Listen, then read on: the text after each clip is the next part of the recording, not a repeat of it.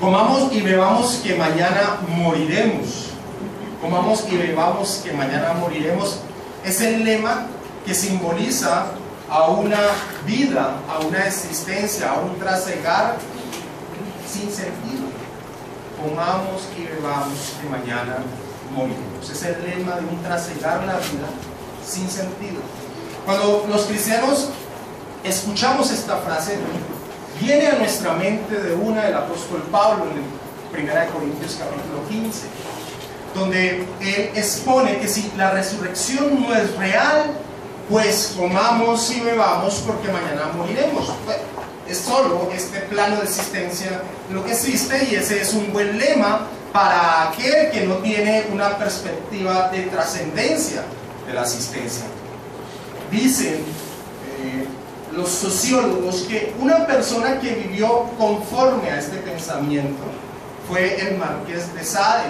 El Marqués de Sade no tenía ninguna perspectiva en torno a la eternidad, se burlaba de ella, y por eso vivió tratando una y otra vez de satisfacer sus deseos más profundos, y en el caso de él eran sus deseos sexuales. Pero realmente esta frase no es de Pablo, y muchas personas no tienen claro este punto. Piensan que es, cuando Pablo la pronuncia en 1 Corintios 15:32, piensan que es Pablo quien la trae, pero realmente el apóstol Pablo está haciendo referencia a algo que sucedió en medio del pueblo de Dios en el Antiguo Testamento. Quiero que me acompañen un momento allá a Isaías capítulo 22, versículos 12 y 13.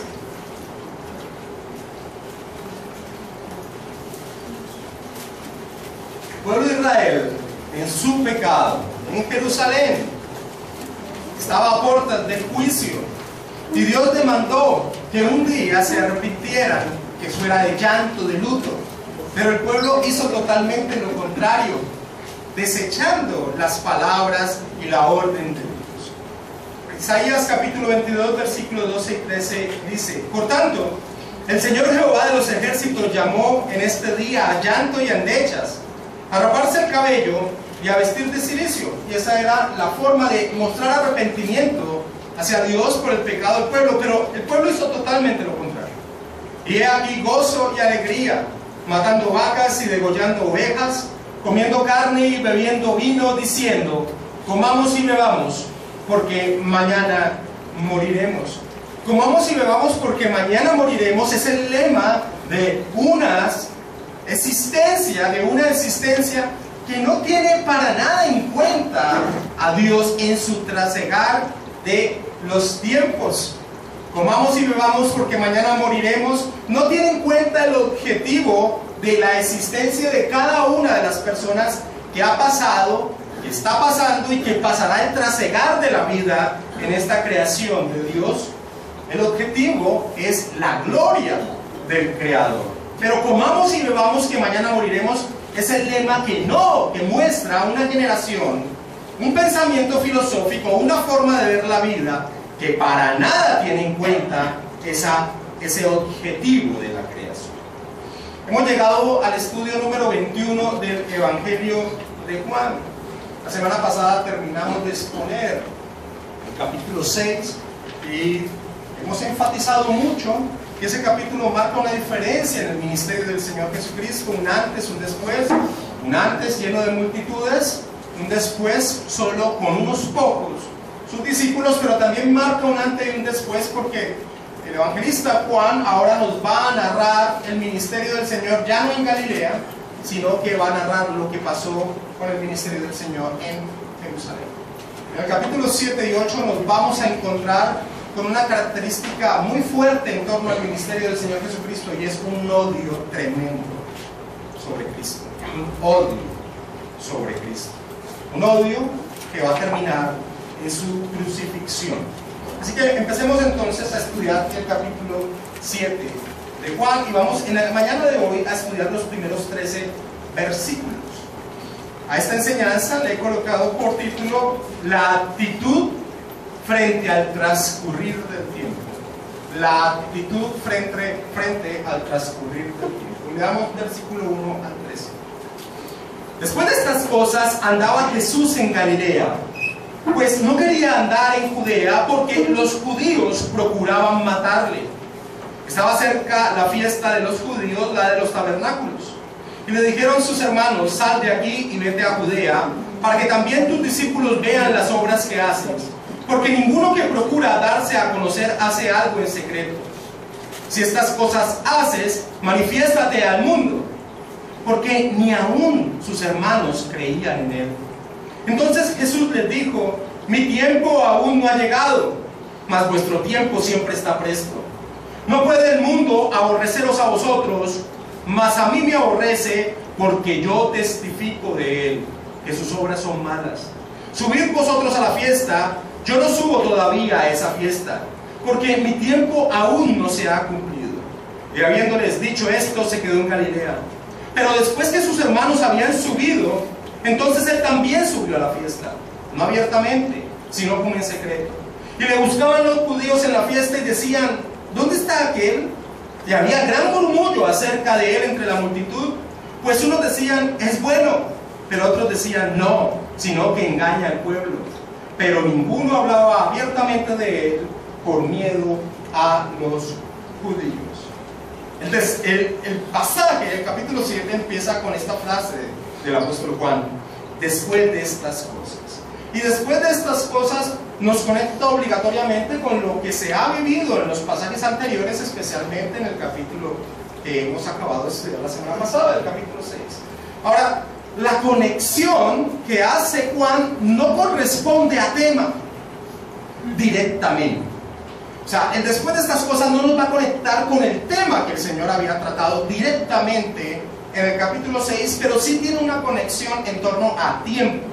Es decir, que nos va a dar una referencia de cuánto tiempo pasó entre el capítulo 6, los eventos que narramos en el capítulo 6, y los eventos que ahora empiezan a narrarse.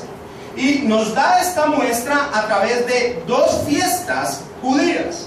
Vayamos un segundo, devolvamos al capítulo 6 y miremos el versículo 4. Y en el capítulo 6, versículo 4, nos dice que estaba cerca la fiesta de la Pascua. Así que los eventos del capítulo 6 se marcan en una época donde estaba cerca la fiesta de las Pascuas. Pero cuando vamos al capítulo 7 y leemos el versículo 2, nos dice que estaba cerca la fiesta de los tabernáculos. Así que la conexión que hace el apóstol Juan es para posicionarnos en tiempo en torno a cuánto ha pasado entre los eventos del capítulo 6 y los eventos del capítulo 7. Y lo que ha pasado son aproximadamente 6 meses. Y un punto muy importante que también nos deja ver esto y que lo vamos a ver en el desarrollo de esta mañana, es que nuestro Señor Jesucristo no asistió a esa Pascua que se acercaba en el capítulo 6, a esa fiesta de la Pascua que nos dice el capítulo 6 que se acercaba. Así que hay 6 meses de diferencia aproximadamente entre los eventos del capítulo 6 y el capítulo 7. Y Juan, el evangelista Juan, no está interesado en narrarnos qué pasó en esos 6 meses. Lo único que nos dice es que andaba Jesús en Galilea. Es lo único que nos dice. Ahora, cuando nos vamos a los evangelios sinópticos, a Mateo, Marcos y Lucas, podemos ver que en ese transcurso de 6 meses que el Señor Jesucristo se enfocó en sus discípulos, se enfocó en los 12 particularmente, se enfocó en formarlos. Y ocurrieron eventos tan importantes como la declaración del apóstol Pedro en torno a quién era Jesús, lo que encontramos en Mateo 16, y también está ese evento de la transfiguración del Señor Jesucristo. Pero el punto principal es que se había enfocado en los 12 y ya no aparecen las muchedumbres que antes acompañaban al Señor Jesucristo. El versículo 1 nos dice por qué el Señor no descendía a Judea, no descendía al sur, no descendía a Jerusalén, tampoco a tal punto que no asistió tampoco a la fiesta de la Pascua anterior. Y nos dice, pues no quería andar en Judea porque los judíos procuraban matarle. Ahora, la pregunta que debemos hacernos y que ya deberíamos ser capaces de responder es, ¿por qué procuraban matarlo? ¿Por qué lo procuraban matar? Y lo procuraban matar por lo último que había sucedido cuando el Señor Jesucristo también en una fiesta había descendido a Jerusalén. Y eso es lo que estudiamos a fondo en el capítulo 5 de Juan. Y les recuerdo que lo que sucedió fue que el Señor Jesucristo sanó a un paralítico que llevaba 38 años como paralítico, lo sanó en un día de reposo. Y le dio la orden que cogiera su esterilla, la esterilla que acompañaba a este paralítico durante 38 años, y que la cargara y saliera a caminar. Ante este punto, que violaba las leyes colocadas por los judíos de no hacer ninguna labor, hemos enfatizado mucho, tanto domingos y miércoles, cuando me toca predicar, que los judíos habían creado todo un sistema legalista absurdo en torno al día de reposo, que no se podía hacer absolutamente nada, no se podía hacer ni gárgaras, no se podía mirar a uno al espejo para no arrancarse una cana si la tenía, cosas absurdas, hasta ese punto habían llegado. Así que cuando el Señor Jesucristo le da la orden a este hombre que coja su esterilla, la cargue y ande, estas personas no se maravillan del milagro que había hecho el Señor Jesús, sino que se enfurecen, porque el Señor Jesucristo había ordenado algo que iba en contra de lo que ellos habían estipulado. Cuando le piden una explicación, estoy haciendo un resumen del por qué querían matarlo, cuando les piden una explicación al Señor Jesucristo de por qué le había dado esa orden, el Señor Jesucristo da una enseñanza muy grande en torno a quién es Él y la relación que Él tenía con su Padre, con Dios. Acompáñenme en un momento a Juan 5:18, porque esto, todo lo que les he dicho, se resume en este versículo de la actitud que generó esa explicación que dio el Señor Jesucristo. Por esto los judíos aún procuraban matarle, porque no solo quebrantaba el día de reposo, sino que también decía que Dios era su propio Padre, haciéndose igual a Dios. Por eso querían matarle. Para los judíos Jesús era un blasfemo. Para los judíos Jesús era un falso maestro, y lo odiaban a muerte porque iba en contra de lo que ellos habían estipulado. ¿Cuánto tiempo ha pasado del capítulo 5 al capítulo 7 que empezamos a estudiar? ¿Cuánto tiempo ha pasado de la última vez que el Señor Jesucristo había descendido a Jerusalén, ahora a esta fiesta de los tabernáculos que está próxima a ser celebrada? Aproximadamente un año y medio. Un año y medio en que el Señor Jesucristo no había descendido a Jerusalén, ni siquiera a celebrar la fiesta de la Pascua anterior. ¿Por qué? El versículo 1 no lo dice, pues no quería andar en Judea, porque los judíos procuraban matarle.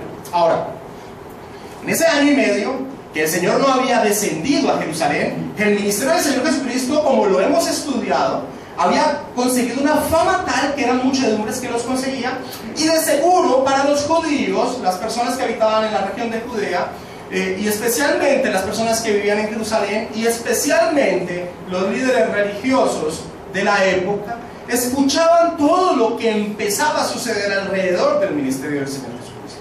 También escucharon de pronto y con total seguridad que lo quisieron hacer rey, considerándolo el Mesías que ellos esperaban que viniera a libertarlos de la subyugación de un imperio extranjero. Es decir, la fama del Señor llegó a sus oídos, y eso aumentaba aún más y más el odio que tenían por él. El versículo 2 nos dice: estaba cerca la fiesta de los judíos, la de los tabernáculos. Los judíos que vivían fuera de Jerusalén estaban obligados a asistir al menos a una de las 3 fiestas que se conocen como fiestas peregrinantes: fiesta de Pentecostés, la fiesta de los tabernáculos o la fiesta de la Pascua. Los judíos que vivían fuera de Jerusalén estaban obligados a asistir, aunque sea a una de estas fiestas. La fiesta de los tabernáculos era la fiesta más festiva de las 3 fiestas más importantes, o las fiestas peregrinantes para los judíos.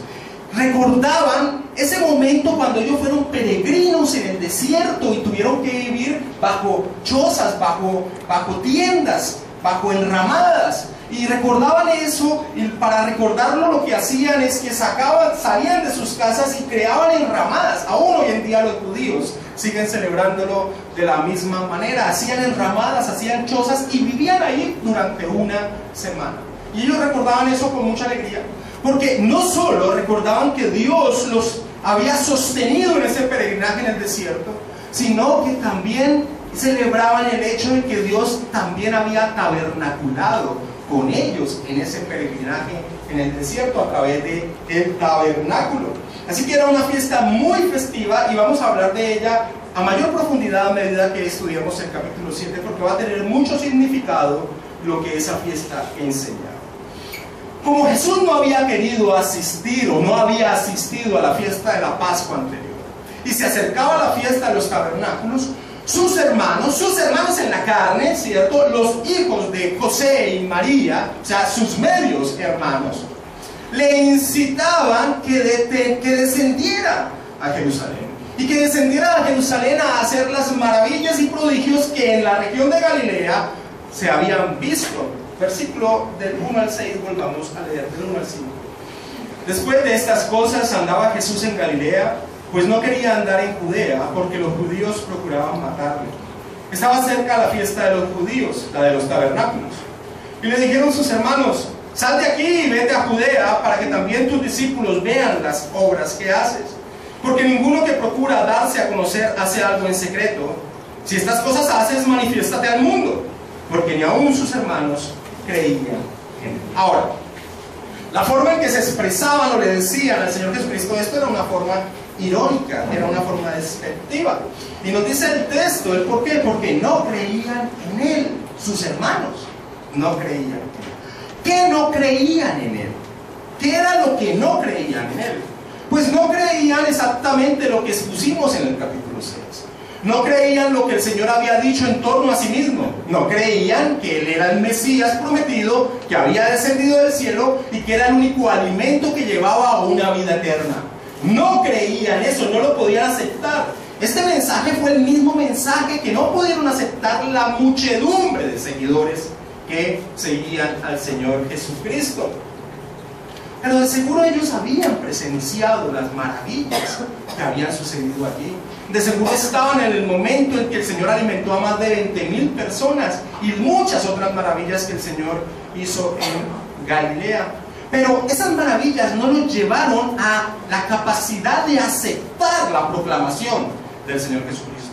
Porque las señales, las maravillas nunca han tenido el objetivo de ser base de la fe.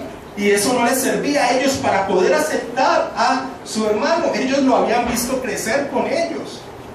Ellos habían visto el desarrollo de Jesús como un niño, después como un adolescente y hasta llegar a ser un hombre.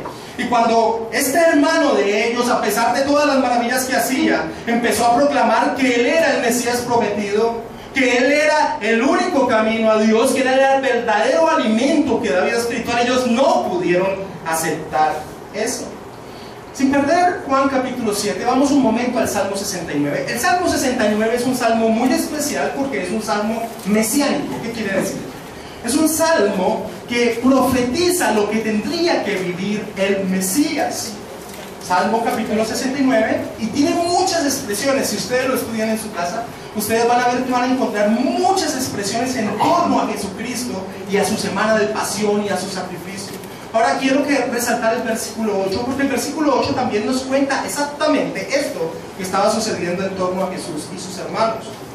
Extraño he sido para mis hermanos y desconocido para los hijos de mi madre. Ahora, los hijos de mi madre, y aquí hay un paréntesis: ¿cómo puede la iglesia de Roma tratar de refutar este punto? La iglesia de Roma, para tratar de salvaguardar algo que no es cierto, como la virginidad de María, trata de explicar diferentes puntos en torno a por qué se llama hermanos a Jesús y María siempre fue virgen, en esa idolatría que tienen hacia ese ídolo que ellos le han colocado por título a María. Ahora, uno de los puntos, y aquí estoy en un paréntesis de la enseñanza, pero tengo que hacerlo, uno de los puntos que ellos tratan de enfocar es que tal vez eran hijos de José de un matrimonio anterior. Ahora, pero este salmo mesiánico, que es profético y que se cumple plenamente en cada uno de los puntos que ustedes pueden llegar a estudiar a su casa, habla los hijos de mi madre. Los hijos de mi madre. Los evangelios nos narran los nombres de los hermanos del Señor Jesucristo. Mateo dice en un pasaje en 13:55, ¿no es este el hijo del carpintero? Hablando de Jesús. ¿No se llama su madre María y sus hermanos Jacobo, José, Simón y Judas? Así que claramente, y estoy todavía dentro del paréntesis, que no tiene que ver con la enseñanza directamente, Claramente el Señor Jesucristo tuvo hermanos, hijos de José y María. Y estos hermanos no creían en Él. Ahora, después de su resurrección, todos creyeron en Él. Y aún encontramos 2 epístolas dentro de las Escrituras escritas por los hermanos del Señor, Judas y Santiago. Ahora, en este momento que se desarrolla el pasaje de Juan capítulo 7, estos eran unos incrédulos. Se catalogaban como incrédulos, no creían en Él, dice el apóstol Juan. Y como incrédulos, y aquí entro al primer punto de enseñanza, solo van a haber 2 puntos de enseñanza en esta mañana. Y como incrédulos, los hermanos del Señor Jesucristo percibían la vida. Como incrédulos, percibían la vida y la percibían de una manera incorrecta. El énfasis que ellos le hacen al Señor Jesucristo para que suba, pues cuando se dice para que suba es porque Jerusalén quedaba en una zona montañosa, pero realmente el mapa es descender, si lo fuéramos a colocar mirando un mapa. Que subiera a Jerusalén, la motivación que le daban ellos a Jesús es que para que se mostrara, para que se diera a conocer, para que todos los demás vieran las obras maravillosas que en Galilea se habían visto. Y le dijeron sus hermanos: sal de aquí y vete a Judea, para que también tus discípulos vean las obras que haces, porque ninguno que procura darse a conocer hace algo en secreto. Si estas cosas haces, manifiéstate al mundo, porque ni aun sus hermanos creían en él. Los incrédulos hermanos del Señor Jesucristo erraban al tratar de motivar a Jesús con este punto, es decir, que subiera para que se diera a conocer. Porque nuestro Señor Jesucristo nunca actuó con un interés propio. Así que esta motivación, este deseo, aquí le decimos, si ustedes me van a entender, y no me gusta utilizar este tema, he aprendido a no utilizar palabras soeces o desenfocadas en el púlpito. Pero esta no es una palabra soez, pero nos ayuda a entender un poco más lo que trataban de hacer los hermanos del Señor Jesucristo. Ellos trataban de pedalear al Señor. Ustedes me entienden lo que quiero decirles. Ellos trataban de crear como un soborno psicológico para que él, motivado tras ese soborno, tras esa presión, subiera a Jerusalén. Ahora, estaban totalmente desenfocados con el tipo de motivación que ellos trataban de sobornar. Porque la motivación del Señor Jesucristo nunca fue un interés propio. La motivación del Señor Jesucristo era muy distinta a un interés propio. Pero estas personas, como incrédulas, que percibían la vida como incrédulos, sí tenían el concepto de que todas las personas caminan con un interés propio.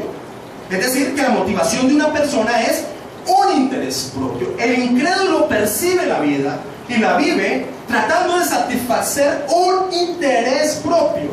Pero este no era el caso del Señor Jesucristo. Cuando estos hermanos le dicen al Señor esto, se me viene siempre a la mente lo que Satanás le dijo al Señor en una de las tentaciones en el desierto. Si eres hijo de Dios, échate abajo, porque escrito está: sus ángeles mandará acerca de ti, y en sus manos te sostendrá, para que no tropieces con tu pie en piedra. Jesús le dijo: escrito está también: no tentarás al Señor tu Dios. El interés de Jesús no es un interés propio, sino que el interés de Jesús en toda su existencia, en toda su vida terrenal y en toda su eternidad como hijo es darle gloria al Padre. Darle gloria al Padre. Así que esa motivación estaba totalmente errada. Jesús ya les había enseñado una y otra vez a sus discípulos que esa era su motivación. Vayamos al capítulo 6, versículo 38.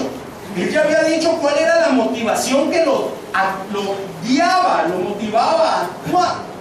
Porque he descendido del cielo no para hacer mi voluntad, sino la voluntad del que me envió. Así que este reto irónico, este soborno psicológico, este pedaleo, no causaba ninguna mella en el Señor Jesucristo, no daban el blanco, porque eso no era lo que motivaba a actuar al Señor Jesucristo. Entonces el Señor le responde, y el versículo 6 es el versículo más importante de la enseñanza de esta mañana.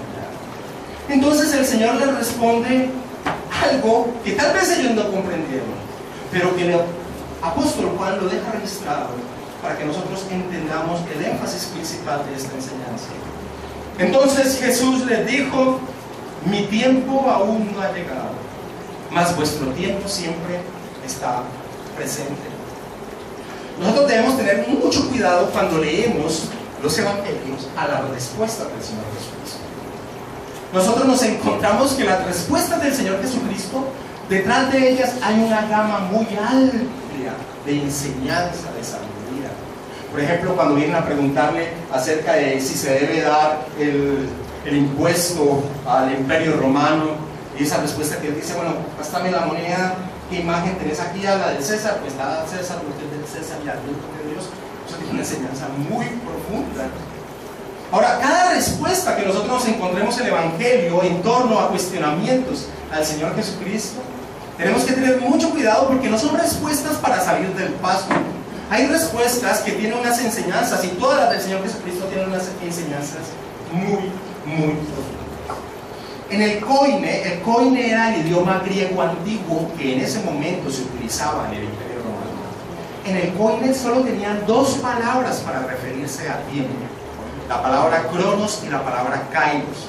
La palabra cronos hablaba de la secuencia lógica del paso del tiempo, pero Juan no utiliza esta palabra aquí, y tú no vas a encontrar la palabra kairos en ninguna otra parte del Evangelio de Juan pronunciada por el Señor Jesucristo, sino en este pasaje.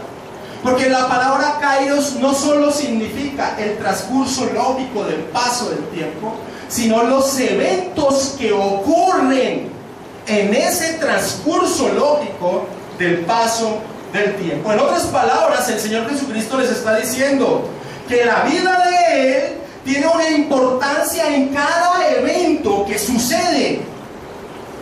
La vida de Él no se dirige por cuestiones propias a su arbitrio, que la existencia de Él no recae en sus intereses propios. Eso es lo que les está diciendo al Señor Jesucristo. Nosotros, a sus hermanos, lo que nosotros encontramos en torno a la vida de Jesús es que su fecha en que se encarnaría el Verbo y su fecha en que sería crucificado ya estaba establecido por el Señor. El apóstol Pablo, escribiendo a los Gálatas, les dice: pero cuando vino el cumplimiento del tiempo, Nueva Versión Internacional dice, cuando se cumplió el plazo.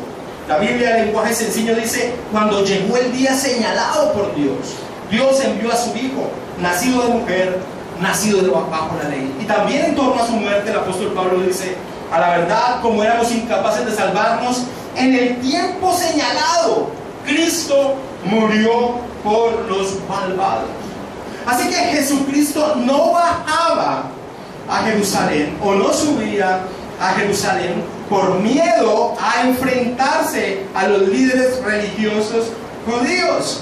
Eso no era lo que a él lo detenía. Lo que a él lo detenía era conocer que ese no era el momento preciso, indicado por Dios, para la parte cumbre de su obra terrenal. Calvino lo expresa de esta manera: aunque Cristo evitó el peligro, no se apartó ni un cabello del curso de su deber. La vida del Señor Jesucristo giró en hacer la voluntad de Dios y de esa manera glorificar su nombre. Y así vivió cada momento de su existencia terrenal, cada momento de su ministerio terrenal. Jesucristo lo motivaba a vivir para la gloria de Dios. Acompáñame un momento, sin perder Juan 7, a Juan capítulo 17, porque hacia el final de este ministerio terrenal, el Señor Jesucristo va a orar al Padre y va a expresar precisamente que había hecho ese punto: vivir para glorificar a Dios. Juan capítulo 17, versículo 4. Yo te he glorificado en la tierra, he acabado la obra que me diste que hiciese. Yo te he glorificado en la tierra. ¿Cómo? He acabado la obra que me diste que hiciese. Esa es la perspectiva de alguien que conoce que sus tiempos, que el transcurrir de sus tiempos no están a su propio arbitrio, sino que tienen un motivo y un objetivo: la gloria de Dios. Por el contrario, sus hermanos incrédulos en este momento, el Señor Jesucristo les dice: pero ustedes, vuestro tiempo siempre está presto. En otras versiones dice: Siempre es buen tiempo para ustedes. Un comentarista bíblico parafrasea estas palabras que encontramos en Juan 7:6 de esta manera: poco importa, parafraseando, ¿no?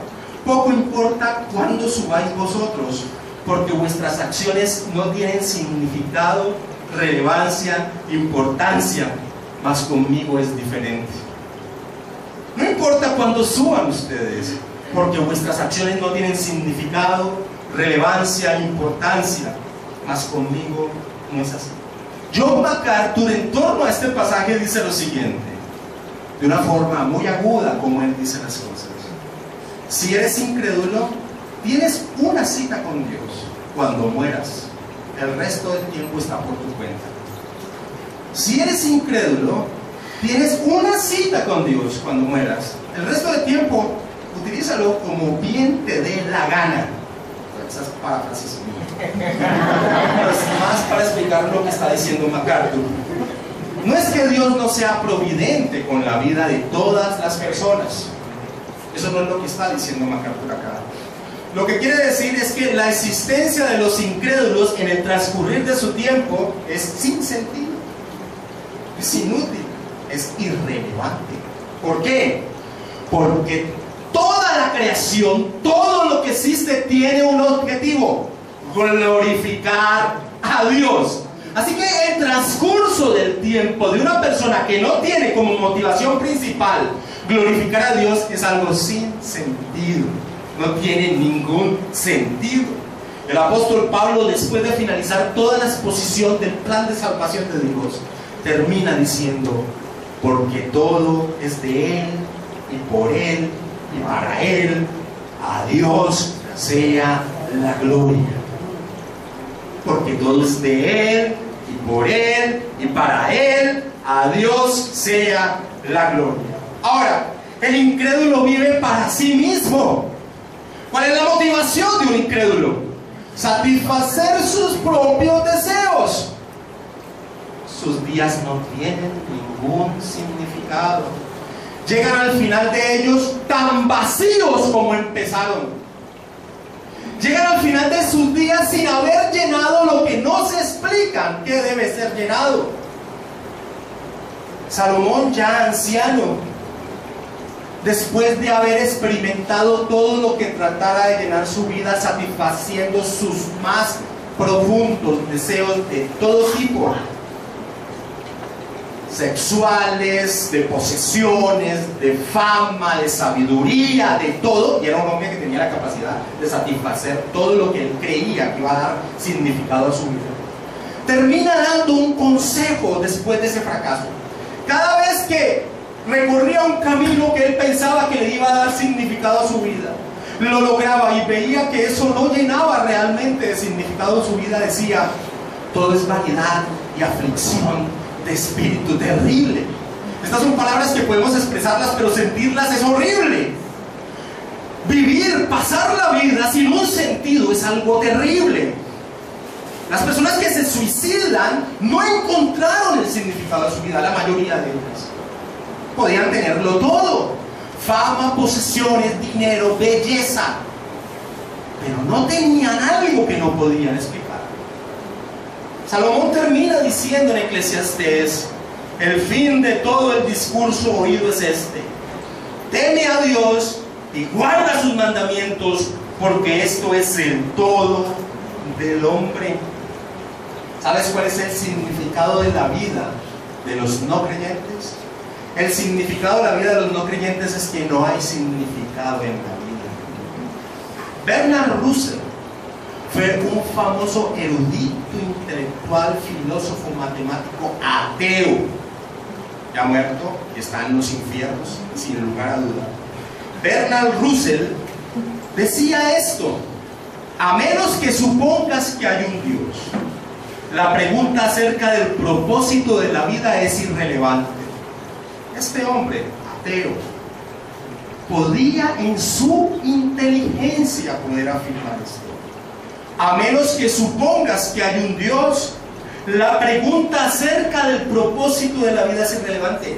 La inteligencia de este hombre le daba para entender eso, pero no podía aplicar aplicarlo a su ser. ¡Qué tragedia! El propósito de una sociedad, el lema de una sociedad que acepta como una verdad, una teoría como el de la evolución, es comamos y bebamos y mañana moriremos. Ahora, y lo terrible es que la sociedad del siglo XX y del siglo XXI se levanta como si fuera una verdad, el punto de la evolución. Si la evolución es verdad, el Marqués de Sade fue el hombre más sabio que ha existido en la tierra, porque se propuso a satisfacer sus deseos más propios. Y es lo que dice el apóstol Pablo en torno a si no hay resurrección, si no existe una vida trascendente, pues absorbámonos la vida lo más rápido que podamos. Y tú ves a una sociedad viviendo de esa manera, vertiginosamente tratando de absorber todo lo que pueda absorber, porque esto es solo aquí y nada allá. Conscientes o inconscientemente, el mundo tiene este lema y trasegan la vida con este lema.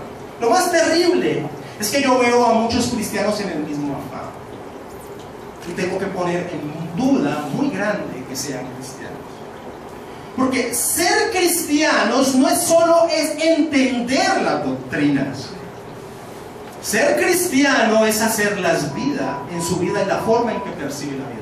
Y yo veo sinceramente a muchos hombres y mujeres en un afán por adquirir, como si solo existiese lo que tenemos en este peregrinaje temporal.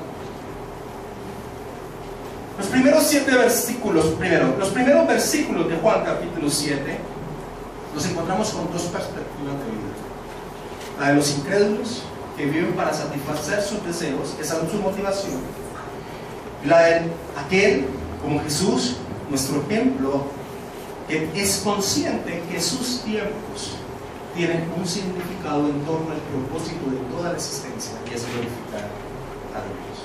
La primera enseñanza de estos versículos del capítulo 7 es que nuestros tiempos no son nuestros, nuestros tiempos son de Dios. Eso es lo que significa la palabra kairos. Nuestros tiempos no son tiempos, nuestros tiempos son los tiempos de Dios. La Escritura enfatiza una y otra vez que el significado de la existencia es glorificar su nombre. Acompáñenme un momento a Isaías 43:7.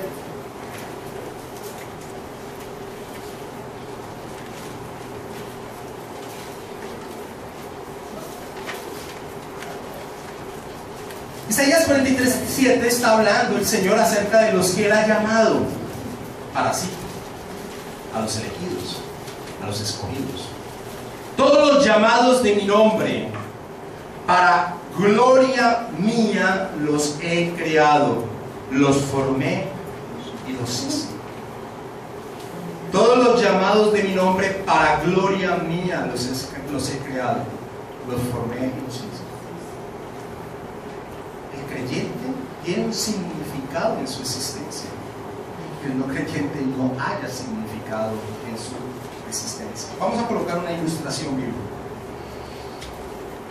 Y lo vamos a hacer a través de un pagano. Pero un pagano con todo el poder que pueda tener un hombre en la tierra. Su nombre es Nabucodonosor, el hombre más poderoso de su época. El hombre con mayor poder, fama, lujo de su época. Este hombre, como incrédulo, vivía como incrédulo, es decir, vivía para satisfacer sus propios deseos. El objetivo de la vida de este hombre era glorificar su propio nombre. Acompáñame a Daniel capítulo 4, versículo 30.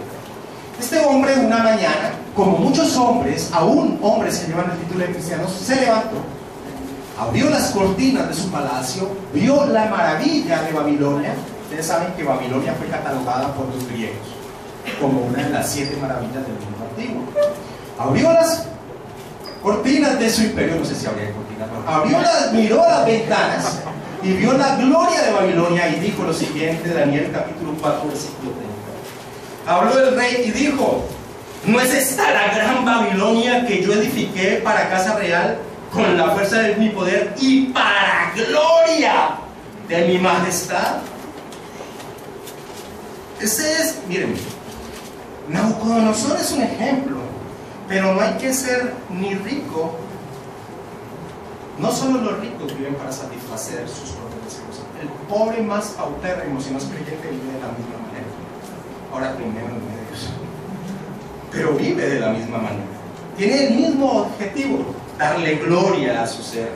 Versículo 31 en adelante. Aún estaba la palabra en la boca del rey cuando vino una voz del cielo: a ti se te dice, rey Nabucodonosor, el reino ha sido quitado de ti, y de entre los hombres te arrojarán, y con las bestias del campo será tu habitación, y como a los bueyes te apacentarán, y 7 tiempos pasarán sobre ti, hasta que reconozcas que el Altísimo tiene el dominio en el reino de los hombres, y lo da a quien él quiere. Ahora Nabucodonosor pasa 7 tiempos, no sé, 7 años, 7 periodos de tiempo como una bestia, comiendo pasto, literalmente. Nabucodonosor era solo una herramienta de Dios, una herramienta que Dios utilizó para juzgar a Jerusalén y a otras naciones. Eso lo aprendemos con los profetas menores. Era solo una herramienta, pero este hombre que no tiene la perspectiva del porqué de su existencia y por qué el paso de los tiempos, creía que era su objetivo glorificar su propio nombre. Pero Dios le enseñó esto y él lo aprendió, versículos 34 y 35. Mas al fin del tiempo, yo Nabucodonosor alcé mis ojos al cielo, y mi razón me fue devuelta, y bendije al Altísimo, y alabé y glorifiqué al que vive para siempre, cuyo dominio es sempiterno y su reino por todas las edades. Y entendió, versículo 35, todos los habitantes de la tierra son considerados como nada, y él hace según su voluntad en el ejército de los cielos y en los habitantes de la tierra, y no hay quien detenga su mano y le diga, ¿qué haces? Los acontecimientos en el tiempo tienen un objetivo: darle gloria a Dios, darle gloria a Dios. La persona que no es capaz de percibir esto es un pobre ser desdichado, vacío, y que no encuentra el sentido a su vida al transcurrir de los tiempos. Regresemos a Juan capítulo 7. Nosotros no somos Jesús. Nosotros no sabemos exactamente qué eventos vendrán más adelante. Jesús sí lo sabía. Desde el principio les dijo que iba a ser crucificado y el significado que iba a tener la crucifixión. Pero nosotros sí sabemos, al igual que el Señor Jesucristo, que nuestra existencia tiene el mismo objetivo: la gloria de Dios. No sabemos los eventos que vengan a nuestra vida, pero sí sabemos que cada evento tiene el objetivo de glorificar a Dios. Cómo actuemos en cada área de nuestra vida en el transcurrir del tiempo. Primera de Corintios capítulo 10, versículo 31, grábatelo en tu ser. Más explícito el apóstol Pablo no puede ser en torno al objetivo de tu vida. Primera de Corintios capítulo 10, versículo 31. Si pues coméis o bebéis o hacéis otra cosa, hacedlo todo para la gloria de Dios. Y Pablo está colocando los ejemplos de lo más simple que hacemos en la vida. Si coméis o bebéis o hacéis alguna otra cosa, hacedlo todo para la gloria de Dios. ¿Tú sabes cómo terminó Pablo sus días? ¿Tú te has puesto a pensar qué va a pasar en el momento que tú sientas que vas a morir? Que una enfermedad terminal se esté consumiendo tu vida terrenal. ¿Tú te has puesto a pensar cuál va a ser tu reflexión? Todos la vamos a vivir. ¿Tú sí sabes eso? Que todos vamos a morir. Te lo digo sin respuesta. Todos los que estamos aquí, y siempre tenemos que colocar, a menos que el Señor venga antes, en el día del juicio, todos los que estamos aquí vamos a sentir agonizar esta existencia terrenal. ¿Tú te has puesto a pensar eso? ¿Tú te has puesto a pensar qué va a pasar? ¿Qué piensas? ¿Qué viene más adelante? Mira las palabras que utilizó el apóstol Pablo cuando sabía que iba a morir. Pablo murió decapitado por el imperio romano y él sabía lo que le iba a pasar. Ya era claro. Segunda de Timoteo, capítulo 4, versículos 6 y 8. yo quiero repetir estas mismas palabras que el apóstol Pablo dice aquí. Segunda de Timoteo capítulo 4 versículos 6 al 8. Porque yo ya estoy para ser sacrificado y el tiempo de mi partida está cercano. Yo quiero repetir estas palabras: he peleado la buena batalla, he acabado la carrera, he guardado la fe. Y yo quiero tener esta misma perspectiva de lo que me espera. Por lo demás, me está guardada la corona de justicia, la cual me dará el Señor, juez justo, en aquel día. Y no solo a mí, sino también a todos los que aman su. Ahora, yo te digo, tú no puedes repetir estas palabras si no vives como Pablo. Tú no puedes repetir estas palabras si no vives como Pablo. ¿Cómo vivió Pablo? Para mí el vivir es Cristo y el morir es ganancia. Para mí el vivir es Cristo y el morir es ganancia. Ahora, en este pasaje que estamos estudiando también, el pasaje nos enseña cuál es el resultado de vivir conscientes del objetivo de nuestra vida en torno al mundo que vivimos. ¿Cuál es el resultado? ¿Cuál es el resultado de vivir consciente que cada área de mi vida, cada transcurso del tiempo, ser consciente de que cada tiempo en mi vida tiene el significado de darle gloria a Dios? ¿Qué resultado trae en medio de un mundo que no es de Dios? Versículo 7 al 10 de Juan capítulo 7. No puede el mundo aborreceros a vosotros, mas a mí me aborrece, porque yo testifico de él que sus obras son malas. Subid vosotros a la fiesta, yo no subo todavía a esa fiesta, porque mi tiempo aún no se ha cumplido. Y habiéndoles dicho esto, se quedó en Galilea. Pero después de que sus hermanos habían subido, él entonces también subió a la fiesta, no abiertamente, sino como en secreto. El resultado del ministerio del Señor Jesucristo no fue la popularidad, por el contrario, el resultado del ministerio del Señor Jesucristo fue aborrecimiento, porque denunciaba la falsedad de estas personas. ¿Por qué crees que lo crucificaron? El objetivo del ministerio del Señor Jesucristo no era la popularidad. El resultado del ministerio del Señor Jesucristo fue que lo aborrecían porque mostraba la falsedad de los religiosos de su época. Las personas dicen amar a Jesús. Tú le preguntas a alguien allá afuera, todas las personas, la gran mayoría, puede haber uno que otro más baboso que la mayoría dice amar a Jesús. Ahora, yo te aseguro que van a aborrecer lo que Jesús enseña. Las personas dicen amar a Jesús, pero cuando tú hablas conforme a Jesús, aborrecen lo que salga de tu boca. El mundo incrédulo vive en un ambiente natural. El mismo Señor Jesucristo dice: este reino no es mi reino. Por eso el Señor Jesucristo le dice a sus hermanos: no puede el mundo aborreceros a vosotros, incrédulos, pero al creyente.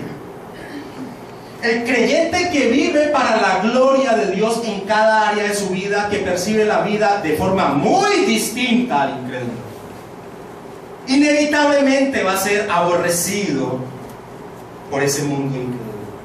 Va a ser menospreciado, va a ser burlado, va a ser aislado de un mundo que no percibe el recorrido del tiempo como el creyente debe percibirlo. El resultado inevitable, y este es un buen texto para nuestra vida. Ahora que nosotros cantábamos estos himnos antiguos, no sé si usted se ha puesto a pensar qué distantes estamos nosotros de las dificultades que ellos vivieron. ¿No le llamaste la atención? Yo le voy a decir el por qué. Porque la iglesia se ha amoldado al mundo.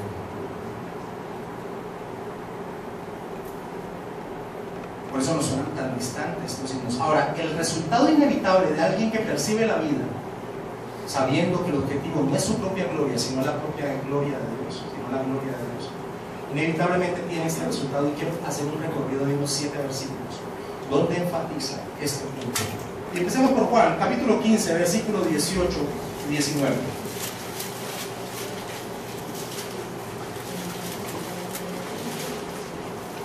Si el mundo os aborrece, le dice el Señor a los suyos, sabed que a mí me ha aborrecido antes que a vosotros.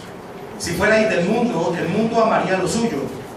Pero porque no sois del mundo, antes yo os elegí del mundo, por eso el mundo os aborrece. Capítulo 17, versículo 14.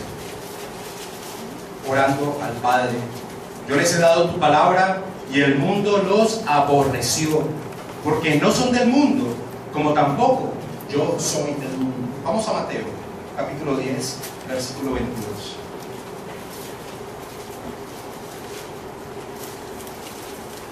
Y seréis aborrecidos de todos por causa de mi nombre, mas el que persevere hasta el fin, este será salvo. Capítulo 24, versículo 9 de Mateo.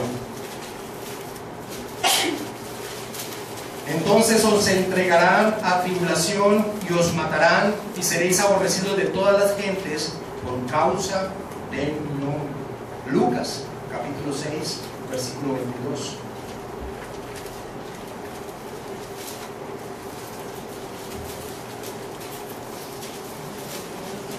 Bienaventurados seréis cuando los hombres os aborrezcan y cuando os aparten de sí y os vituperen, o sea, burlen, y desechen vuestro nombre como malo por causa del Hijo del Hombre.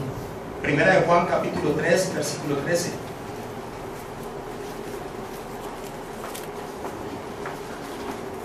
Y este pasaje es bien directo. Hermanos míos, no os extrañéis si el mundo os aborrece. No deje de extrañarnos. Y terminamos con 2 de Timoteo 3:12 en este rápido recorrido.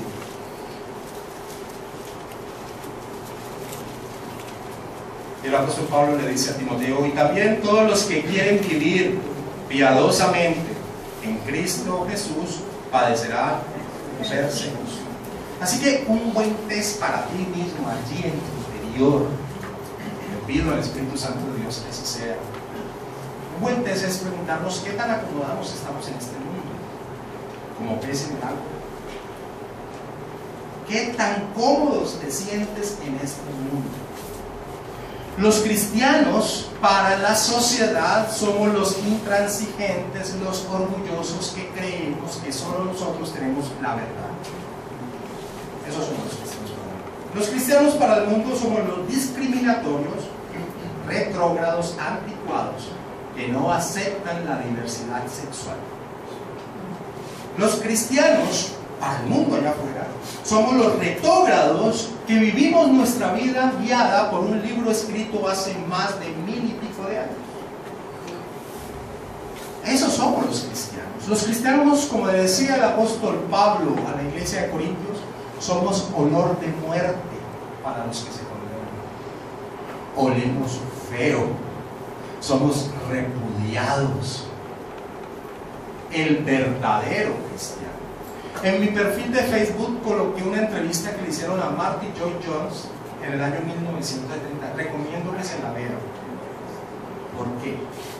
Porque ustedes van a ver allí a un hombre cristiano totalmente consciente de lo que es ser un cristiano. Muchos han catalogado a Marty Lloyd Jones el mejor expositor de la palabra, aún por encima de Charles Spurgeon. Una periodista británica que hoy tiene 81 años, en esa época tenía 37 años, lo entrevista, muy famosa. Ustedes van a ver allí la claridad de un cristiano. Pero esos somos los cristianos, los verdaderos cristianos. Los verdaderos cristianos no somos amados por una sociedad que tiene una perspectiva de existencia muy diferente a la de nosotros. Una perspectiva que puede catalogarse como comamos y bebamos porque mañana moriremos. Y vamos a terminar ya leyendo los últimos versículos, versículos 10, 11 y 13. Pero después que sus hermanos habían subido, entonces él también subió a la fiesta, no abiertamente, sino como en secreto. Jesús sí iría a la fiesta y vamos a ver lo maravilloso que hace el Señor en esa fiesta. Vamos a ver una de las enseñanzas más tremendas que hace el Señor en medio de la fiesta que celebraban allí.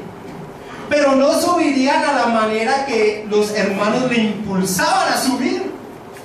Él iría a hacer la voluntad de su Padre.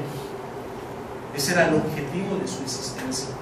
Y nos vamos a encontrar en el capítulo 7 y 8 con el odio más profundo sobre Jesús, con la detestándolo a Jesús en estos líderes religiosos. Versículo 11 y 13. Y le buscaban los judíos en la fiesta y decían: ¿dónde está aquel? Lo buscaban y diciendo, cada fiesta peregrinante ellos buscaban a aquel que había transgredido las leyes que ellos habían colocado. Cada fiesta peregrinante ellos buscaban a ver si había venido aquel que se había hecho igual a Dios. ¿Y saben para qué lo buscaban? Versículo 25 nos da un adelanto. Decían entonces unos en Jerusalén: ¿no es este a quien buscan para qué? Para matarle. Volvamos al versículo 11. Y le buscaban los judíos en la fiesta y decían: ¿dónde está aquel? Y había gran murmullo acerca de él entre la multitud, pues unos decían: es bueno, pero otros decían: no, sino que engaña al pueblo. Pero ninguno hablaba abiertamente de él por miedo a los judíos. Unos decían: Jesús es un buen hombre. Muchos en la calle dicen: Jesús es un buen hombre. Esto es falso. Un hombre no es aquel que proclama ser Dios. Así que el concepto de que Jesús era un buen hombre es un concepto errado, incompleto. Pero otros decían: no, sino que este es un engañador que engaña al pueblo. En el Talmud judío tú puedes encontrar lo que los judíos pensaban acerca de Jesús. Dice el Talmud judío: en las vísperas de la Pascua Jesús fue sentenciado bajo 2 cargos: brujería y por llevar a Israel a la apostasía. Esto era lo que pensaban del Señor Jesucristo, una sociedad incrédula. Y vamos a concluir. ¿Qué significa esto que hemos leído hoy? Voy a resumirlo en estas palabras. Las personas viven en un transcurrir de horas, de días que no tienen un sentido real. Muchas veces aún el cristiano se suma a ese río, a ese pensamiento. Pero la verdad es que hay un objetivo en el transcurrir del tiempo para aquellos que son de Dios. Y ser conscientes de cuál es el objetivo tiene como resultado el rechazo y aborrecimiento de los demás. La teoría de la evolución lleva a las personas a ver la vida como un periodo sin sentido. Y conscientes o no de ello, viven de esa forma. Es más, el mismo apóstol Pablo dijo: si no hay resurrección, comamos y bebamos, que mañana moriremos. Pero el creyente debe ser consciente que el tiempo de Dios, la palabra kairos significa tiempo de Dios, el transcurrir del tiempo tiene un objetivo, la gloria de Dios, y debe sujetarse a esa verdad y vivir acorde a ella. ¿Qué para mí? ¿Cómo es el transcurrir de tu tiempo? ¿Como el de los hermanos de Jesús que son incrédulos? ¿O conscientes de que vivimos bajo un propósito? Cada uno debe hacerse esa reflexión. El objetivo del Señor Jesucristo no era la popularidad.